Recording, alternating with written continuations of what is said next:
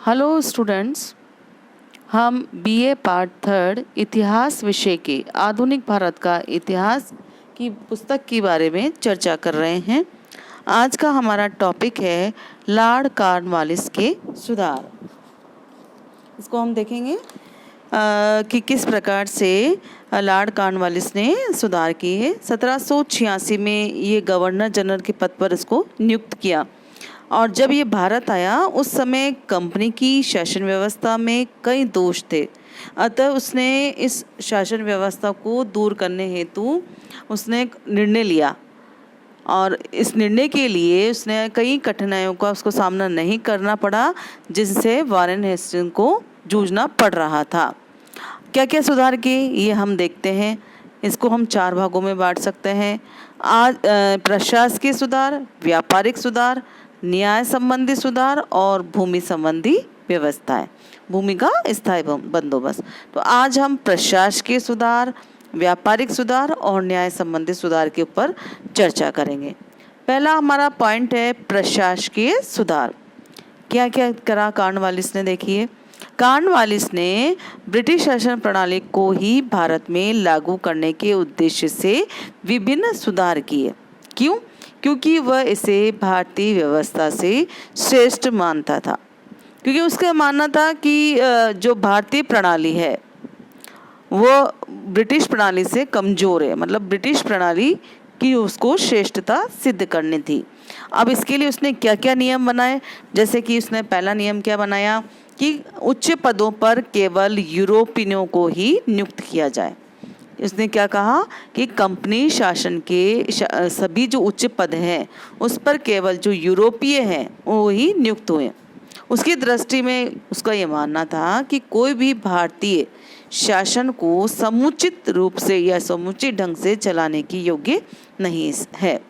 तो इस प्रकार भारतीयों की योग्यता पर अविश्वास करके कॉर्नवालिस ने भारतीयों के लिए उच्च पदों के द्वार बिल्कुल बंद कर दिए।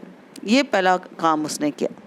दूसरा उसने क्या करा, जो कंपनी के अधिकारी थे उनके वेतन में वृद्धि की।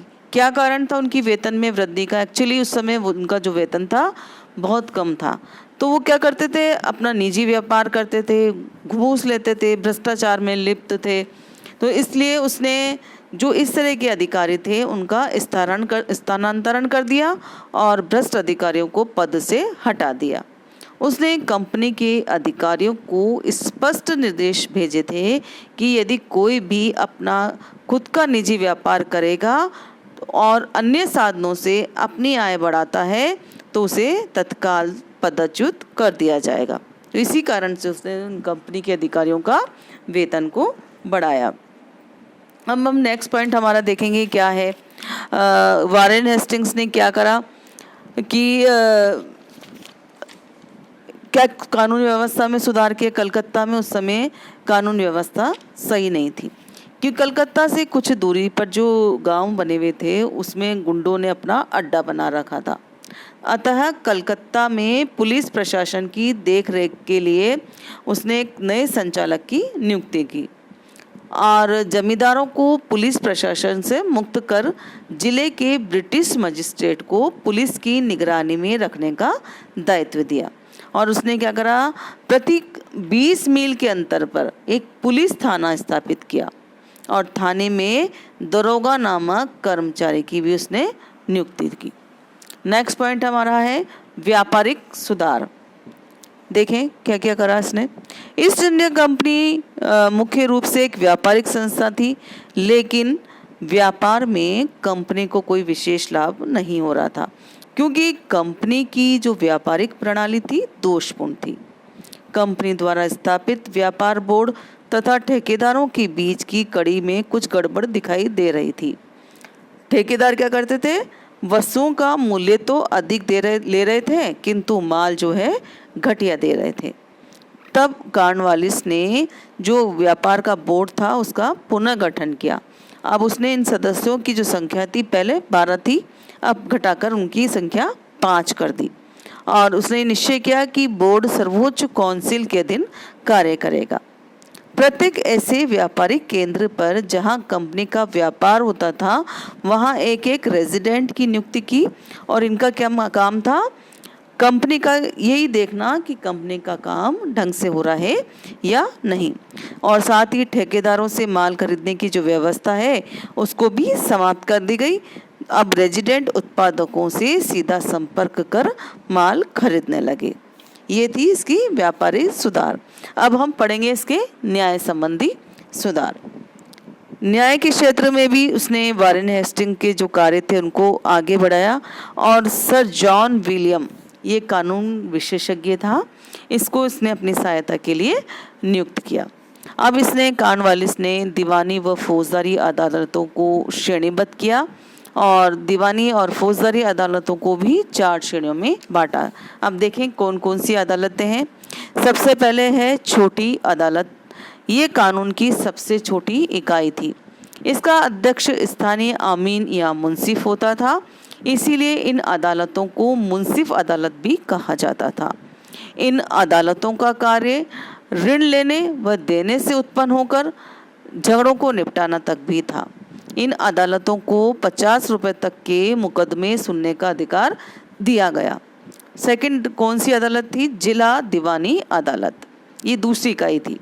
ये मुंसिफ अदालत जो थी उसके ऊपर की अदालत थी। अब प्रत्येक शहर में या जिले में ये अदालतें स्थापित की गई। इन अदालतों में एक यूरोपीय जज नियुक्त किया जाने लगा, और उसकी सहायता के लिए स्थानीय हिंदू व मुसलमान परामर्शदाता नियुक्त किए गए। प्रत्येक प्रकार के दीवानी मुकदमों की सुनवाई इस अदालत में होती थी। नेक्स्ट थी प्रांतीय दीवानी अदालतें। कॉर्नवालिस ने अनुभव किया कि बहुत से जो लोग हैं जिला अदालतों के निर्णय के विरुद्ध अपील करने के लिए कलकत्ता नहीं आ सकते थे।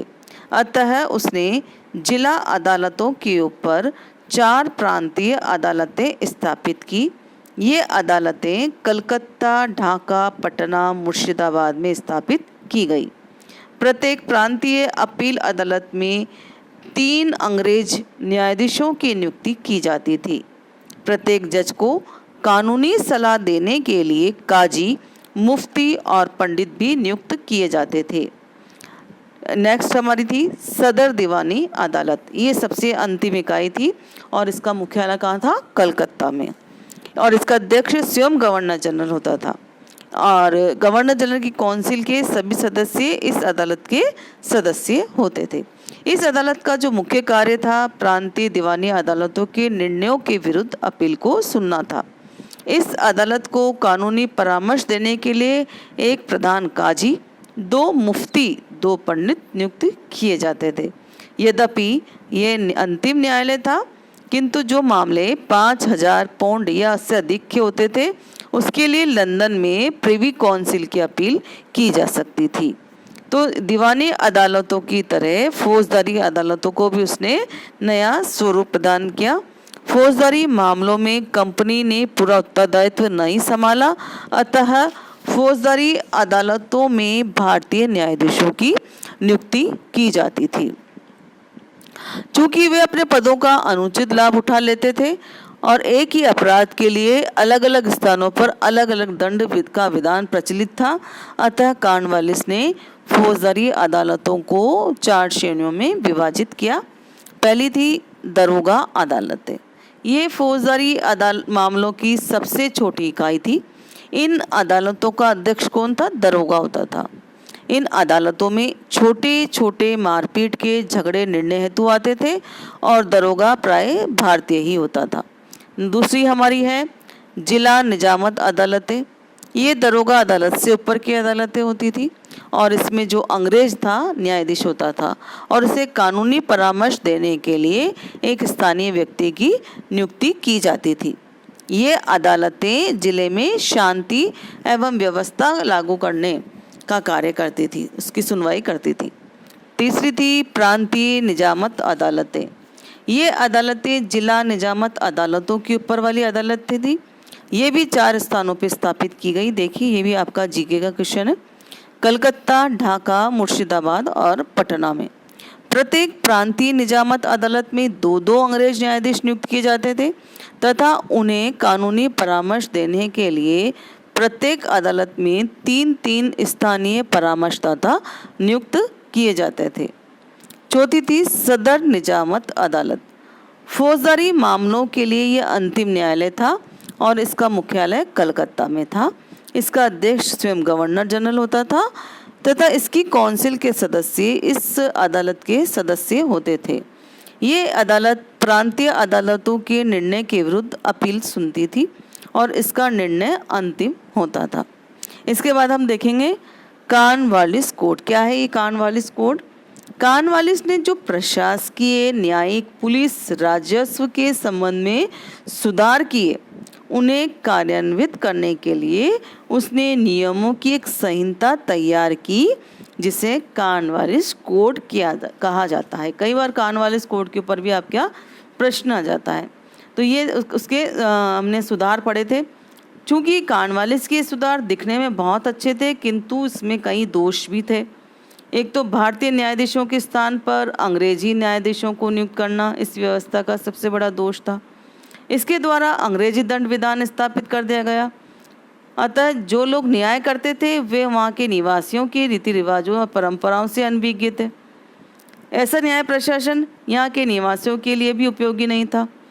कॉर्नवालिस का तो सिर्फ एकमात्र उद्देश्य था भारतीयों के स्थान पर अंग्रेजी न्यायाधीशों की नियुक्ति करके कंपनी है उसको सर्वोच्चता प्रदान की जाए। तो ये था हमारा सारा उसके कॉर्नवालिस के सुधार। आगे हम नेक्स्ट इसका पढ़ेंगे भूमि व्यवस्था के बारे में, स्थायी भूमि बंदोबस्त के बारे में। आज तक का हमारा टॉपिक यही है। धन्यवाद।